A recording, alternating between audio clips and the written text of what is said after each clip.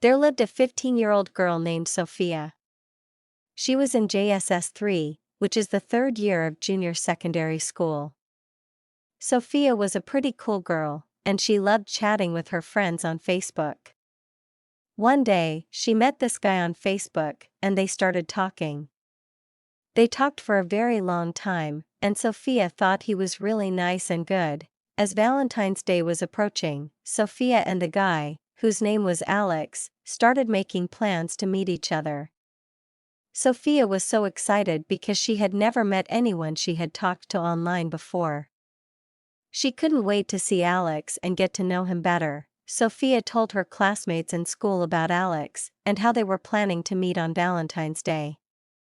Her friends were all like, "Wow, that's so cool. What's he like?" And Sophia would say, "He's really nice and good. We've been talking for a long time, and I feel like I know him already." One of her classmates, a girl named Emily, was a bit worried. She said, "Sophia, are you sure it's safe to meet someone you met online? What if he's not who he says he is?" But Sophia just laughed and said, "Don't worry, Emily. I've talked to him for a long time and I'm sure he's genuine. Besides, we're going to meet in a public place, so it's not like I'm going to be alone with him or anything." On the 13th of February, Sophia's friend Emily, who was a bit worried about her plan, called her over to the back of the school compound. "Sophia, I need to talk to you about your plan to meet that guy you met on Facebook," Emily said, looking concerned. Sophia smiled and said, "What's wrong, Emily? I've told you all about him. He's really nice and I trust him." Emily shook her head. "I know you think he's nice, but you've never met him before. You met him on Facebook, and now you're planning to meet him in person. Are your parents aware of this?" Sophia hesitated before answering. "No, my parents don't know about it. And to be honest, I don't plan on telling them. I'll just tell them I'm going to school tomorrow. And then I'll sneak out to meet him." Emily's expression turned serious. "Sophia, I don't think that's a good idea. What if something happens to you? What if he's not who he says he is?" Sophia rolled her eyes. "Emily, I've been chatting with him for a long time. I know he's a good person. And besides, I'll be fine.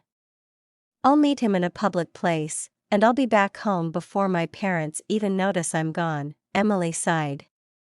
"Okay, if you're sure you want to do this, just be careful, okay? And what are you going to tell your parents you're going tomorrow?" Sophia thought for a moment before answering. "I'll tell them I'm going to school, and then I'll put some clothes in my bag and change into them when I get to a nearby bush or something. That way, my parents won't suspect anything." Emily's eyes widened in surprise. "Sophia, where did you learn all these tricks? You're turning into a bad girl, and I don't like it." Sophia laughed. "My dear friend, just relax. I know what I'm doing, and I trust Alex. He's a good person, and I know he won't hurt me." Emily shook her head, still looking concerned. "Okay, fine. If you say so, I wish you good luck. But please, be careful, okay?" The two friends hugged and patted each other on the back. The next day, being 14th of February, Valentine's Day, approached. Sophia was getting excited. She had been planning this day for weeks, and she couldn't wait to meet Alex, the guy she had been chatting with on Facebook. She arranged her school bag, making sure she had everything she needed for the day, including a change of clothes that she had secretly packed. As she was leaving the house, her mother asked her, "When are you coming back, Sophia? Try to come back early so you can make dinner for your father and me." Sophia smiled and said, "I won't be coming back that early, Mommy. I have some tests to write." Her mother nodded and said, "Okay, no problem. Just try to come back on time so you can make dinner."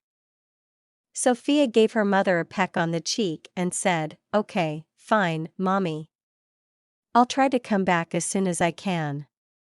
Her mother smiled and said, "All right, dear. Have a great day at school." Sophia smiled back and left the house, feeling a mix of excitement and nervousness about what the day had in store. As she walked to school, Sophia couldn't help but think about Alex and their plans to meet up. She had told him that she would meet him at the park at 9 a.m. and she was looking forward to seeing him in person. She had been chatting with him for weeks, and she felt like she knew him already, but she was still a little nervous about meeting him in person. As Sophia arrived at the spot, Alex came to her and they exchanged greetings and hugs. Sophia was surprised by how charming and calm Alex was, and she couldn't help but think that he was even more handsome in person. Alex, too, was taken aback by Sophia's beauty and elegance. As they stood there, Alex suggested that they go to his house so they could have some privacy to talk and chat. Sophia agreed, and they walked to his house together. As they walked, they talked and laughed, getting to know each other better. As Sophia arrived at Alex's house, she was surprised to see two more boys in the room. She hadn't expected that, and she felt a little taken aback. The room was small, just one room, and it was clear that Alex lived with these two other boys. They were all sitting on the bed, drinking and smoking, and they looked up as Sophia came in. Alex quickly got up and closed the door behind Sophia, and she felt a little trapped. "Ah, what's going on?" she asked, looking around at the two other boys. "Who are these guys?" Alex smiled and said, "They're my friends, Sophia. They're here to welcome you, just like I am." Sophia looked at the two boys, and they smiled back at her. They were both handsome and elegant, just like Alex, and Sophia couldn't help but feel a little intimidated. "Wow, that's really nice of you," Sophia said, trying to sound casual. "I didn't expect to meet your friends." The two boys stood up and greeted Sophia, and she greeted them back. They all exchanged pleasantries, and Sophia tried to feel more at ease, but she couldn't shake the feeling that something was off. She didn't know these guys, and she wasn't sure why they were here. Alex seemed to sense her unease, and he came over to her. "Hey, Sophia, why don't you sit down on the bed?" he said. "I'll go get you a drink." "Okay," Sophia nodded, and she sat down on the bed. The two other boys sat down next to her. Alex went outside to get her a drink, and Sophia was left alone with these two strangers. She tried to make small talk, but she couldn't help but feel a little uncomfortable. As they chatted, Sophia couldn't help but wonder what was going on. Why had Alex invited her to his house, and why were these two other boys here? She didn't know what to make of it, and she was starting to feel a little anxious. Not quite long, Alex came back with a bottle of Coke and handed it to Sophia. She was thrilled that he had offered her a drink and took a sip from the bottle. However, after drinking the Coke, Sophia started to feel a little uneasy. Before long, she fell asleep, and Alex gently laid her down on the bed. The three friends then decided to sleep with her one after the other, which was their initial plan as they had drugged her already. Alex sexed her for a complete 2 hours, doing it harder with all his might. He finally got tired and handed her over to the second boy. The second boy did it for 3 hours, and just like Alex, he got tired and sat down on the side of the bed to catch his breath. Alex sat down beside him, and they started chatting while watching their friend do his own part. The last boy, Alex's friend, continued doing it alone, putting it deeper with all his energy. He played for a complete 5 hours, and the three friends were all so joyful and carefree. As the sun began to set, they decided to take a break and eat something. They sat down together, still chatting and laughing, and waited for Sophia to wake up.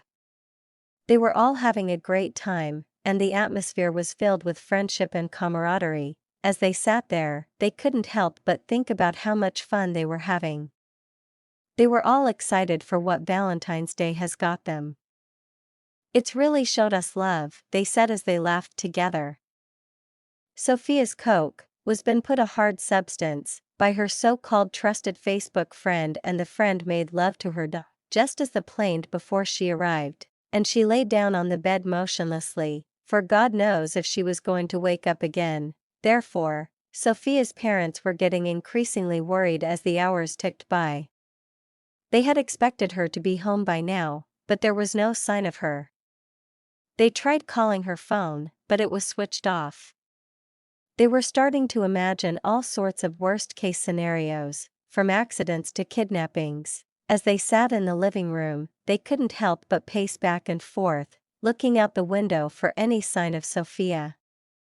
They were a close-knit family, and Sophia was their only child, so they were particularly anxious about her safety. Despite their financial struggles, they had always made sure to provide for Sophia's needs and wants. They had even gotten her an Android phone, which she was very proud of.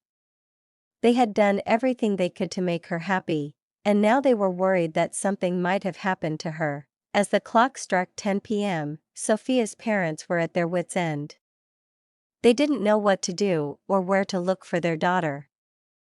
They could only hope that she would walk through the door soon, safe and sound. The next day Sophia's mother became frantic with worry. She had been searching for her daughter everywhere, but there was no sign of her. She had already asked Emily, Sophia's friend, if she had seen her, and Emily had told her that Sophia had planned to meet someone she had been chatting with on Facebook. Emily tried to console Sophia's mother, telling her that they would do everything they could to find Sophia. But Sophia's mother was beside herself with worry. She had never felt such a deep sense of loss and fear before. As the day passed, Sophia's mother became more and more desperate. She had tried calling Sophia's phone, but it was switched off. She had asked around, but no one seemed to have seen Sophia. She was starting to lose hope. Emily, on the other hand, was trying to stay positive. She kept telling Sophia's mother that they would find Sophia soon, that she would turn up safe and sound. But as the hours turned some hours, even Emily was starting to get worried. Where could Sophia be? Why hadn't she come home? These were the questions that were haunting Sophia's mother, and Emily was determined to help her find the answers. Even up till now, we all are still waiting for Sophia to come back home. Please subscribe and wait for part 2, and also indicate in the comment section